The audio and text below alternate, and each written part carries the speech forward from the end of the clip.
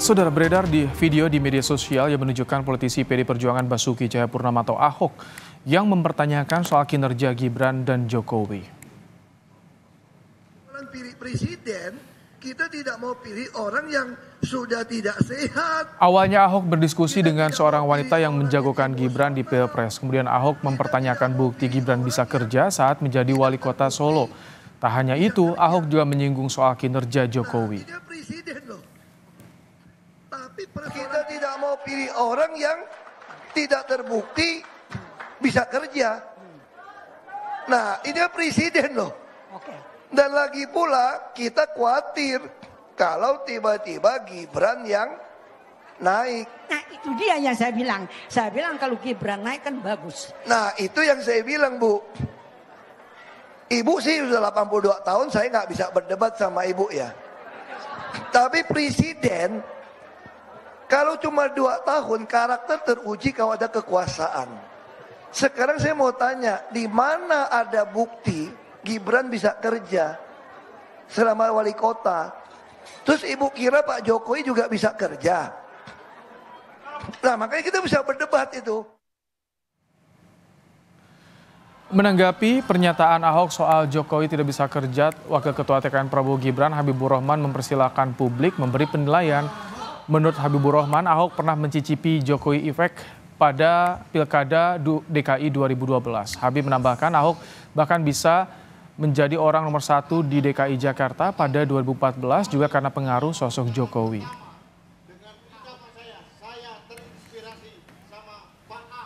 Kita mencatat Pak Ahok bisa maju di pentas perpolitikan nasional 2012 yang menjadi wakilnya Pak Jokowi. Artinya ikut merasakan manisnya Jokowi efek saat itu. Kemudian juga 2014 Pak Ahok mencicipi kursi gubernur karena Pak Jokowi waktu itu kan menjadi presiden. Artinya lagi-lagi Pak Ahok untuk kedua kalinya mendapatkan manfaat yang sangat-sangat baik ya dari seorang Jokowi. Kalau menurut pendapat saya nih ya, mungkin subjektif, Pak Ahok ini kan cuma bisanya kerja bikin gaduh ya. Silakanlah masyarakat menilai sendiri. Menko Marves Luhut Binsar Panjaitan merespons pernyataan Ahok yang mempertanyakan kerja Jokowi. Luhut mencontohkan keberhasilan Presiden Jokowi menyelenggarakan NF1 Powerboat di Danau Toba. Menko Marves Luhut Binsar Panjaitan bilang itu terjadi karena kerjasama kita semua dan di bawah kepemimpinan Presiden Joko Widodo. Jadi kalau ada orang yang bilang Pak Jokowi nggak bisa kerja, lihat ini dengan kepalanya. Politisi PD Perjuangan Basuki Cahayapurnama dalam sebuah video beredar di media sosial menyinggung soal kinerja Jokowi dan juga Gibran. Bagaimana membaca pernyataan Ahok yang dulu merupakan kawan dekat Jokowi? Kita akan bahas bersama dengan Direktur Hukum Tim Pemenangan Nasional Ganjar Mahfud, Roni Talapesi, dan Jubir Tim Kampanye Nasional Prabowo Gibran, Putri Komarudin. Selamat sore Bang Roni, Mbak Putri. Selamat sore. Baik. Assalamualaikum. Waalaikumsalam. Bang Roni, jadi apa maksud pernyataan Ahok yang menyinggung soal kinerja Gibran dan Jokowi? Ya, kalau saya berpendapat bahwa omongan dari Pak Ahok itu adalah dalam konteks meritokrasi ya, rekam jejak. Jadi Pak Jokowi itu bisa kerja karena didukung dan dikawal oleh partai pengusung ya. Seperti di DKI kita lihat ya, PD Perjuangan bagaimana mengawal program-program dari Jokowi Ahok. Nah, kalau kita ingat ya, Jakarta pada saat itu semakin tertata rapi dan itu batuk dari susah payah ya teman-teman dari fraksi PD Perjuangan di DKI Jakarta yang mengawal program-program Jokowi Ahok. Dan kalau kita ingat ya, juga pun kalau sekarang kan partai-partai yang bersama 02 itu malah sebenarnya dulu yang sangat pesimis dengan program-program dari Pak Jokowi. Jadi konteks yang disampaikan oleh Pak Ahok sebenarnya ini seorang tokoh politik tidak bisa bekerja kalau tidak didukung oleh parpolnya. Itu dalam hal ini PD Perjuangan. Nah, sama juga seperti yang di DPR RI ya, fraksi PD Perjuangan berjuang mengamankan program-program nawacita walaupun dikritik habis-habisan oleh teman-teman yang saat ini berkoalisi di 02 ya. Oke. Seperti itu Mas Ibrahim. Baik, Mbak Putri, dengan narasi atau maksud yang ditangkap, yang disampaikan kembali oleh Bang Roni, bagaimana tanggapan Anda ini soal mengawal dukungan dari partai politik? Ya, saya rasa kan kalau soal berkoalisi, kita juga tahu misalnya partai tempat saya bernaung nih, Partai Golkar sudah bersama Pak Jokowi itu dari tahun 2015 atau 16 gitu ketika kita bergabung dengan koalisi Pak Jokowi bersama PDIP. Dan dari tahun 2019 sampai 2024 Partai Golkar juga sama-sama dengan PDIP tentunya mengawal seluruh agenda pembangunan yang Pak Jokowi usung bersama menteri dan lembaganya, baik itu di DPR maupun menteri-menteri yang berlatar belakang Golkar. Jadi kalau misalnya dibilang Pak Jokowi tidak bisa bekerja tanpa partai pengusungnya, ya itu tentu saja karena seorang pemimpin itu pasti membutuhkan banyak sekali bantuan terutama terkait dengan hal-hal teknis yang menjadi bidang. Tapi kalau yang Anda baca dari pernyataan Ahok bagaimana?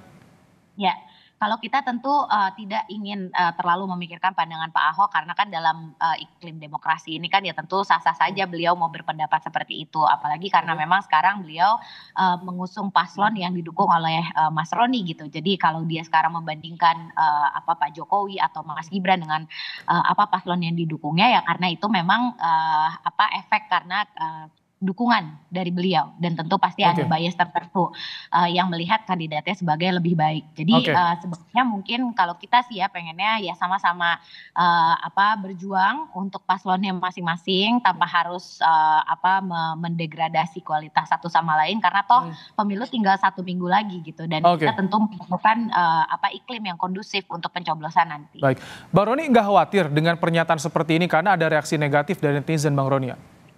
Ya, yang disampaikan oleh Pak Ahok ini kan terkait dengan Gibran ya. Tentunya kan yang dikhawatirkan ke depannya seorang pemimpin yang tidak punya pengalaman, bagaimana dia bisa memimpin bangsa Indonesia dengan penduduk 270 juta jiwa dan membawa bangsa ini ke depannya dengan kalau tidak punya pengalaman, itu yang dikhawatirkan menurut saya. Dan apa yang disampaikan oleh Pak Ahok menurut saya tadi saya sudah sampaikan di awal bahwa Pak Jokowi tidak bisa kerja sendiri karena ini didukung oleh partai-partai pengusung terutama PDI Perjuangan yang konsisten sejak 2012 mengawal beliau sampai di 2019 dan sampai akhir beliau periode ini.